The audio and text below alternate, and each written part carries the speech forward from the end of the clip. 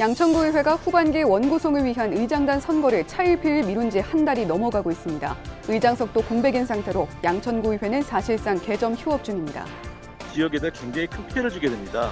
조정이 안 됐으니까 우리 할 수 없고 이런 역할을 갖다 우리는 하지 않아도 받아도 된다. 빅데이터로 보던 최근 한 달간 은평 지역 주민의 관심을 끌었던 이슈 키워드를 뽑아봤습니다.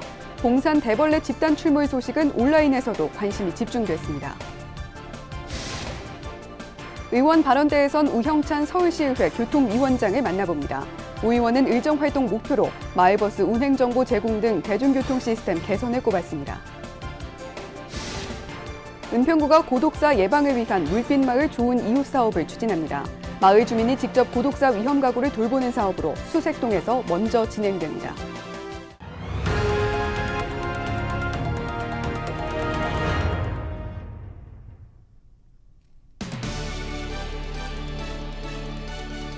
시청자 여러분 안녕하십니까? 헬로티비 뉴스입니다. 오늘 첫 소식은 각종 언론 매체에서 다룬 우리 지역의 핫 이슈를 빅데이터 분석을 통해 알아보는 시간, 빅데이터로 보는 지역 이슈입니다. 최근 한 달간 포털 사이트에서 화제가 된 은평 지역 이슈 키워드는 무엇일까요? 손성혜 기자입니다. 은평과 관련해 가장 많이 언급된 단어는 코로나입니다. 지역에서 코로나19 확진자가 계속 나오는 상황인데요. 7월 한 달 사이 은평구 코로나19 확진자는 10명이 추가돼 총 63명으로 늘어났습니다. 그런데 감염병, 바이러스, 마스크 등 코로나로 나타난 주요 키워드 사이에서 눈에 띄는 단어가 있습니다. 대벌레입니다. 은평 봉산에서 집단 출몰한 대벌레 소식이 화제가 되면서 코로나와 함께 이슈 키워드로 꼽힌 겁니다. 은평구는 대벌레 떼를 없애기 위해 방제 작업을 펼치고 있는데요. 약을 뿌려도 사라지지 않아 골머리를 앓고 있습니다. 특히 약을 너무 많이 뿌릴 경우 이로운 곤충까지 죽게 돼서 진퇴양난에 빠져 있습니다. 다음 이슈 키워드는 일자리입니다.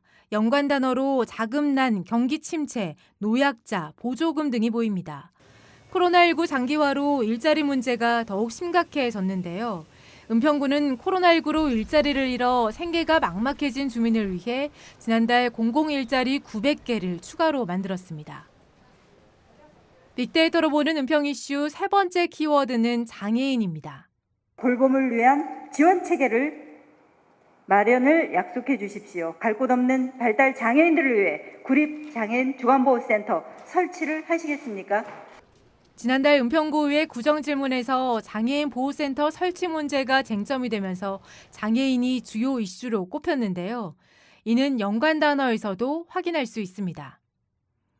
은평 지역 이슈 키워드 성추행, 고소인, 성폭력도 보입니다. 박원순 서울시장이 사망한 이후 성추행 의혹 논란이 계속되고 있는데요. 연관 단어를 살펴보니 한국여성의 전화, 성폭력 상담소, 서울특별시장 등이 있습니다. 이외에도 최근 자고 나면 바뀌는 부동산 정책 탓인지 아파트, 부동산 등이 은평구 이슈 키워드 상위권에 올랐습니다. LG 헬로비전이 빅데이터 분석 시스템을 개발해 분석한 우리 지역 주요 이슈, 헬로티비 뉴스 손성입니다. 양천구의회가 후반기 원구성에 파행을 거듭하고 있습니다. 한 달이 되도록 진척이 없는데요. 여야 의원들이 당리당략만 앞세우고 있다는 지적이 나옵니다. 취재기자 통해 자세한 내용 알아보겠습니다. 보도국 심다혜 기자가 스튜디오에 나와 있습니다. 네, 심 기자, 다른 자치구 기초의회들이 원구성이 속속 마무리하고 있습니다. 그런데 유독 양천과 은평구 의회만 늦어지고 있단 말이죠.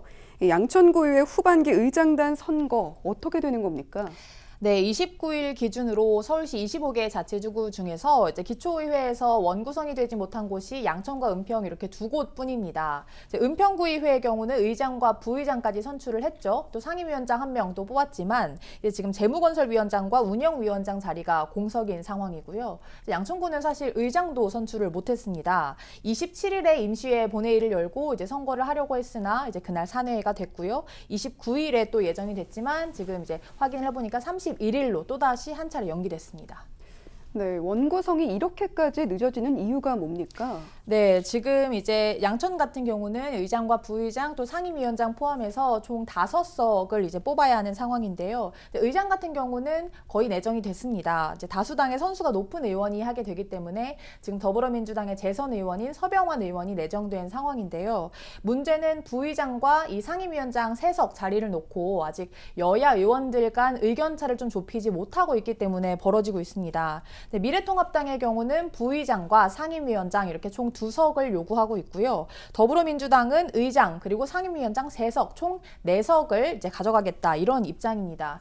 결국에 이제 의견차를 좀 좁히려면 한쪽이 양보를 해야만 하는 상황인데 이게 좀 쉽지 않아 보입니다.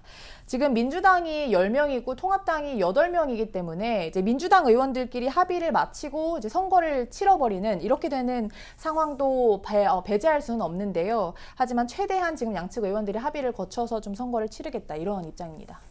네, 원구성을 언제까지 마무리해야 한다 이런 시한 같은 게 정해져 있는 건 없는 겁니까? 네, 그 부분이 조금 좀 안타까운 부분인데 현재까지는 없습니다. 이제 국회의 경우에는 국회법을 따르고 있는데 이제 상임위 구성 완료 시한이 좀 정해져 있는데요. 이제 지방의회의 경우는 당연히 지방자치법을 따르겠죠. 지방자치법을 보면 일단 선거 후에 최초 집회 임시회는 이제 의원들의 임기 개시일로부터 25일 이내에 소집해야 한다라는 조항이 있습니다. 또 의장과 부의장 선거를 그 첫 회의에서 실시를 해야 한다 이런 조항도 있는데요. 지금 후반기 의장단 선거의 경우는 이 조항들이 좀 해당 사항이 없기 때문에 해당 사항이 없고요. 또 양천구의 회의 규칙을 봤더니 여기에도 지금 원구성 완료 시한을 명시한 바가 없습니다. 때문에 어떻게 보면 법적으로는 어떤 문제가 없다라고 볼 수는 있겠습니다만 이렇게 의회 원구성이 늦어지게 되면 피해는 고스란히 주민 몫이다라는 좀 지적이 나오고 있습니다. 이렇게 의원들이 당리당략만 앞세우는 것은 문제다라는 지적인데요. 이 내용은 좀 인터뷰를 통해서 자세히 들어보겠습니다. 당의 문제를 떠나서 기초 정도에서는 지역이 먼저인 거예요, 사실은. 여기는 인원이 우리가 많이 당선이 됐으니까 몇 프로는 우리가 가져가야 되고 이런 식에 의해서 지역에다 굉장히 큰 피해를 주게 됩니다. 그냥 당연하게 구성이 안 됐으니까 우리 할 수 없고 하지만 우리는 뽑아준 사람들이기 때문에 우리는 이런 역할을 갖다 우리는 하지 않아도 받아도 된다. 이런 도덕적 해라는 건 너무나 문제가 많습니다. 네, 일하라고 뽑아준 의회에서 원구성조차 못하는 건 결국 일을 안 하고 있다는 것이나 다름이 없죠. 조속한 원구성이 될 필요가 있어 보입니다. 네, 오늘 여기까지 듣죠. 신다혜 기자 고생하셨습니다.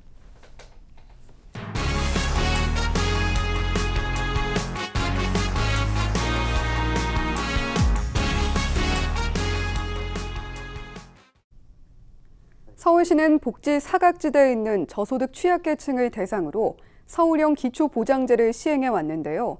신청 문턱을 높이고 또 다른 사각지대를 만들었던 부양 의무자 기준이 다음 달부터 단계적으로 사라집니다. 조주연 기자가 전해드립니다. 국민기초생활보장제도로 보호받지 못한 서울의 취약계층을 위한 서울형 기초보장제도. 지난 2013년 이후 수급자는 꾸준히 늘고 있지만 제도 도입 당시 목표치보다는 여전히 미흡한 수준입니다. 부양의무자 기준이 신청 문턱을 높이는 주요 원인으로 지적됩니다. 본인의 소득과 재산이 적어도 아들과 딸 등 직계 혈족과 그 배우자의 소득 재산이 6억 원을 넘으면 지원받을 수 없습니다. 국가가 가정의 부양을 떠넘긴다, 가난의 자격을 증명하라는 것이다 와 같은 지적이 잇따랐고 서울시는 정부보다 먼저 75세 이상 어르신부터 부양의무자 기준을 폐지해 나가겠다고 밝혔습니다. 부양 의무자 기준을 폐지하게 되면 서울의 빈곤 사각지대를 해결하는 데 큰 기여를 할 수 있을 것 같고 부모님을 부양을 하는 가구에도 부담이 상당 부분 줄어들 수 있는 거죠. 서울시는 부양의무자 기준을 다음 달 만 75세 이상 어르신부터 폐지할 계획입니다. 이어 내년에는 만 70세 이상, 2022년부터는 만 65세 이상의 모든 어르신으로 확대할 방침입니다. TBS 조주연입니다. 지난해 은평군의 고독사 사망자 9명 가운데 최초 발견자가 이웃인 경우가 5건이라고 합니다. 사회적으로 고립돼 있는 가구일수록 고독사할 가능성이 높은데요. 은평구 수색동에서는 이를 방지하기 위한 좋은 이웃 사업을 시행한다고 합니다. 자세한 내용 수색동 주민센터의 이보경 복지서비스 팀장 연결해서 들어보겠습니다. 네, 팀장님 안녕하세요. 네, 안녕하세요. 네, 물빛마을 좋은 이웃 사업, 이름 들어서는 좋은 사업인 건 알겠습니다. 네, 잘 모르시는 분들을 위해서 자세히 소개 한번 해주시죠. 네, 지금 현재 가족, 친척 등 주변 사람들과 단절되어 홀로 지내다가 병사, 자살 등의 이유로 혼자 임종을 맞이하고 일정 시간이 흐른 뒤에 발견되는 고독사 문제가 최근 심각한 사회 문제로 인식되고 있습니다. 이러한 고독사를 예방하기 위하여 서울시에서는 2019년부터 공모사업으로 참여동을 선정하여 주민관계망 형성 사업을 추진하고 있는데요. 우리 수색동은 물빛마을 좋은 이웃 사업으로 2020년 참여동으로 선정되었습니다. 물빛마을 좋은 이웃은 말 그대로 수색동의 애칭인 물빛마을에서 지역에 대해 잘 아는 지역 주민들이 물빛마을 살피미가 되어 고독사 위험 가구를 발굴하고 다가가는 활동을 통해 유대관계를 맺고 위기 상황에서 힘이 되어주는 좋은 이웃이 되어 고독사 없는 물빛마을을 만드는 사업입니다. 네, 고독사 사망 사건 기사를 통해서 종종 접하기는 합니다만 은평구 고독사 발생 현황이 정확히 어떻게 됩니까? 저희 수색동에서는 다행히 사회적 고립 가구에 고독사는 한 건도 없었습니다. 하지만 수색동은 수색 증산 뉴타운 사업으로 오래 거주하던 정든 이웃이 많이 떠난 자리에 남은 주민들이 거주하고 있고 아직 연탄을 사용하는 주거 취약 가구가 남아있는 특성상 사회적 고립 가구에 대한 관심이 지속적으로 필요한 상황입니다. 네, 일명 물빛마을 살피미라는 게 있다고 들었습니다. 어떤 역할을 하는 겁니까? 우리 동 사정을 잘 알고 평소에 지역 복지에 관심이 있는 12명의 수색동 주민들이 지난 6월 물빛마을 살피미로 모집 완료되었습니다. 9월 초에 물빛마을 살피미 워크숍이 은평종합사회복지관과 협업으로 2회 진행될 예정인데요. 이 워크숍을 통해 물빛마을 살피미가 고독사와 사회적 고립가구를 이해하는 시간을 갖고 생활 속에서 경험적으로 알고 있는 지혜를 모아 주도적으로 활동 계획을 수립할 것입니다.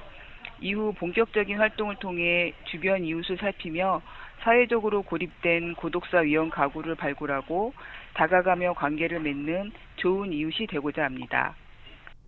네, 그런데 한편으로는 코로나19로 대면 접촉은 서로 조심해야 하지 않을까 이런 걱정이 들기도 합니다. 어떤 대안 마련해 놓고 계십니까?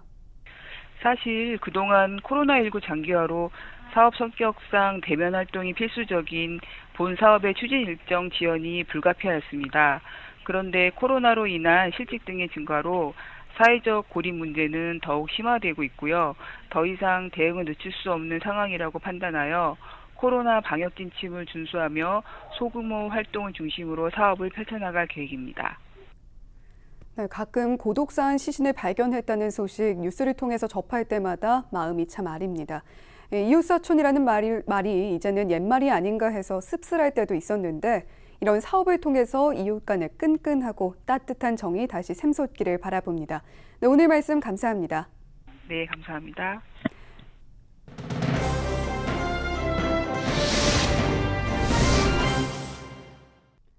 서울시의회 10대 후반기 원구성이 마무리됐습니다.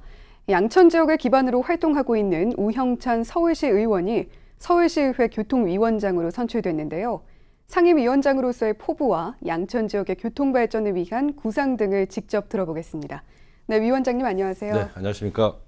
네, 반갑습니다. 앞으로 2년간 서울시의회 교통위원회를 이끌고 가시게 됐습니다. 네. 참 책임이 막중하실 것 같은데요.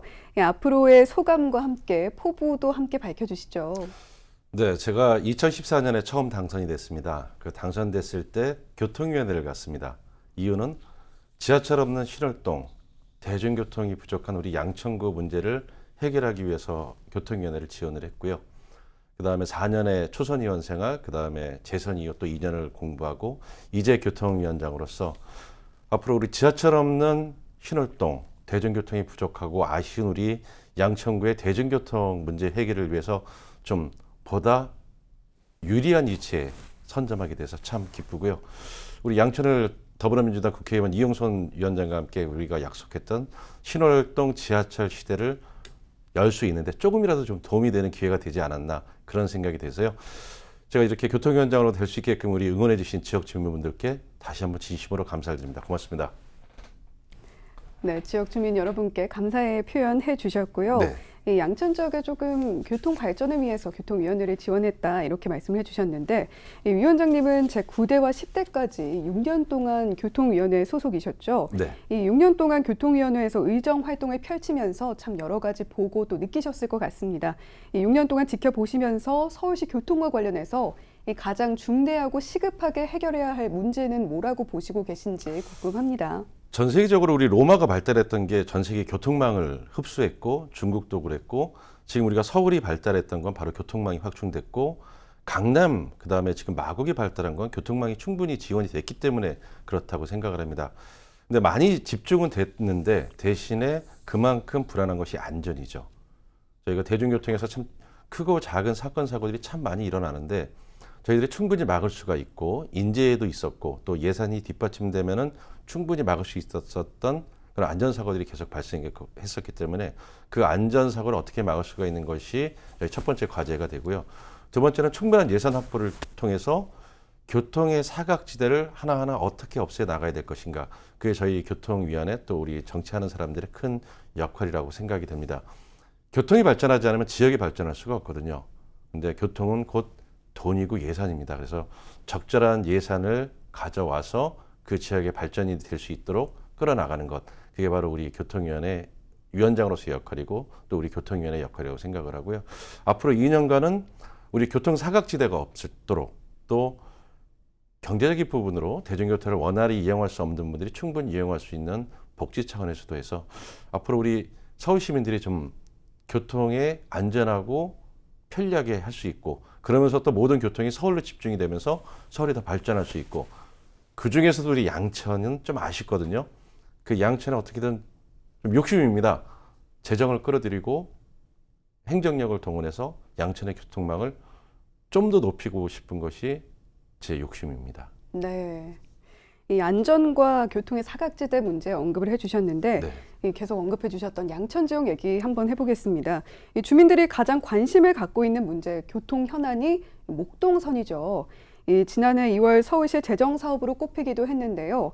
언제쯤 착공이 될지 궁금해하는 주민들이 참 많습니다. 현재 진행 상황은 어떻습니까? 현재 이제 3개의 노선이 아마 관심이 갈 것 같습니다. 서부지역 광역철도로에서 마포에서 시작을 해서 성산을 거쳐서 강서를 지쳐서 신월 5동, 135동 지역을 거쳐서 이제 부천으로 넘어가는 서부지역 광역철도.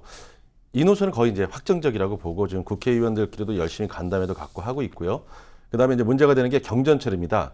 혹시 우이신설선을 타보셨는지 모르겠지만 2량짜리 전철인데 기존에 있는 전철하고 차이가 없습니다. 아주 편리하고 좋은데 이게 지금 2개의 노선이 저희 현안입니다. 강북 횡단선이라고 그래서 이제 강북 지역에서 저기 우리 오목교를 거쳐서 이어지는 노선하고 그다음에 양천구 전체를 횡단하게 되는 목동선 2개의 노선이 지금 아마 지역 주민들로서 굉장히 관심이 높게 되는데요. 그동안에 이제 경전철이 재정 효과가 좀 경제성이 떨어진다고 해서 그 민자사업자들이 들어오질 않았습니다. 그래서 이제 도저히 안 된다 싶어 해서 그 박원순 시장께서 이제 그러면 우리 재정 사업을 하자. 서울시 재정을 투입해서 하자. 그렇게 해서 지금 그 빠르게 진행이 되고 있고요. 지금 아마 국토부 좀 기재부 남아 있는데 한 4, 5년 정도 걸리고요. 저희는 꼭 할 수 있다라고 믿고 있습니다. 네. 이 마지막으로 의정 활동 계획도 간단히 한번 들어보죠. 처음에 마음했던 그 약속 그대로 지키겠습니다. 우리 신월동 지역 전철 꼭 만들어내겠습니다. 이상입니다. 네, 신월동 지역 전철 저도 기대해 보겠습니다. 네, 오늘 말씀 감사합니다. 네. 네, 다음 소식 서울 지역 공공자전거 일명 따릉이 탈 때 크기 때문에 불편하셨던 분들이 반가워할 소식인데요. 서울시가 기존 따릉이보다 바퀴 크기와 무게를 줄인 소형 자전거를 도입한다고 밝혔습니다. 따릉이 이용 연령도 만 15세 이상에서 만 13세 이상으로 확대했습니다. 서울시 관계자는 소형 따릉이는 지난해 한 고등학생의 아이디어에서 시작했으며 앞으로 초등학생 자전거 교육 체험 활동에 지원할 계획이라고 밝혔습니다. 서울시가 오는 2025년까지 공공부문에서 경유차를 모두 없애기로 했습니다. 시청과 자치구, 시 산하기관에서 이용하는 공용차와 서울시의 인허가가 필요한 시내버스, 택시, 공항버스 등이 대상입니다. 시는 신규 차량을 구매하는 경우 모두 전기와 수소, 하이브리드, LPG 등으로 구동하는 친환경 차량으로 구입합니다. 또 기존에 사용 중인 경유차는 교체 시기가 오는 순서대로 친환경 차량으로 바꾸겠다는 계획입니다. 저희는 언제나 지역 주민 여러분 곁에 있겠습니다. 함께해 주신 여러분 고맙습니다.